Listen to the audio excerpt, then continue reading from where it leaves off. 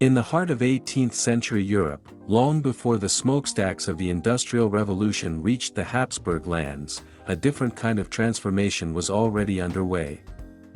It began in the court of Vienna, under the watchful eye of Empress Maria Theresa, and continued with even greater zeal by her son and successor, Emperor Joseph II.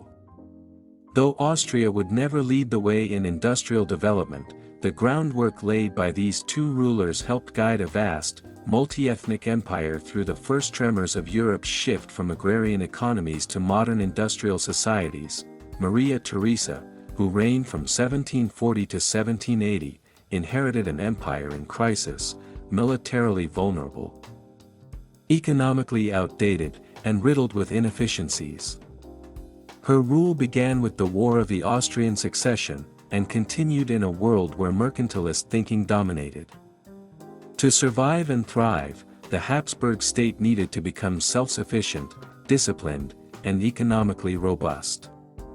Industry and manufacturing were not merely economic concerns but state priorities.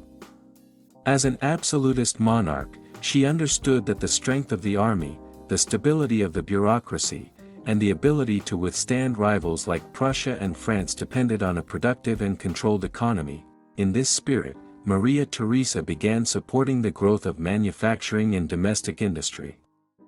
She established or subsidized state-run or state-supported factories, particularly in areas vital to the military or symbolic of status and prestige: textiles, armaments, ceramics, and glass. She offered incentives to foreign artisans and investors, protected fledgling industries with tariffs, and worked to insulate the imperial economy from foreign dependence. Education was reformed not only to instill obedience and piety but also to create a more skilled and useful population that could support industrial activity. Her policies reflected a pragmatic blend of conservatism and modernization. While she maintained traditional hierarchies, she also quietly encouraged social and economic evolution. The deeper transformation, however, came with her son, Joseph II, who co-ruled from 1765 and then reigned alone until 1790. Often described as the quintessential enlightened despot, Joseph viewed economic modernization not only as useful, but as morally necessary. Inspired by Enlightenment ideals of utility, rationality, and progress, he moved swiftly to dismantle what he saw as outdated feudal constraints and obstructive privileges. He sought to centralize and rationalize the empire's economy, pushing through reforms that attacked guild monopolies, freed up the labor market, and simplified internal trade barriers. His goal was clear: an efficient, productive, and state-serving economic system. Joseph II's industrial policy moved beyond simply founding factories. It aimed to create a competitive environment where innovation and merit could flourish. He removed internal tariffs to ease movement of goods within the empire's fragmented regions.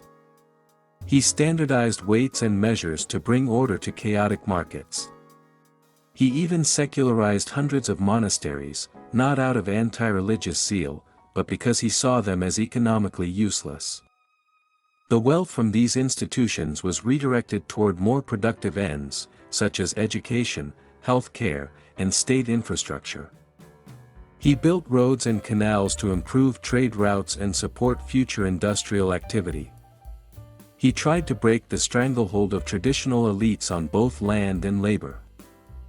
Although these efforts triggered bitter opposition, yet Joseph's reforms, for all their ambition, often ran too far ahead of social reality.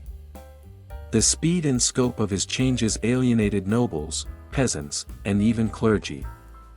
In regions like Hungary and the Austrian Netherlands, opposition boiled into open resistance.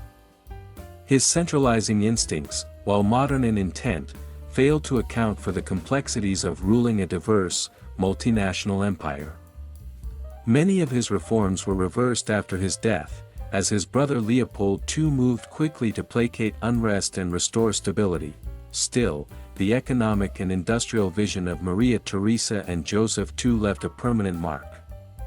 Though Austria did not industrialize as quickly as Britain or even Prussia, The foundations of a more modern economy were laid during their reigns.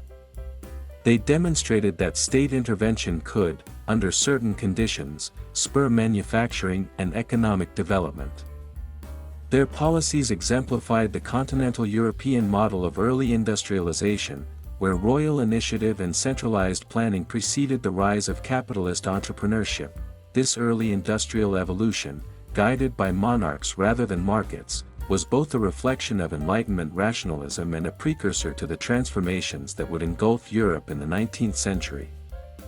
Maria Theresa and Joseph II, in their own way, helped steer their empire toward that uncertain future, balancing tradition with reform and sovereignty with modernization. In doing so, they shaped not only the Habsburg economic landscape but also the broader narrative of how pre-industrial monarchies could and did adapt to the winds of change.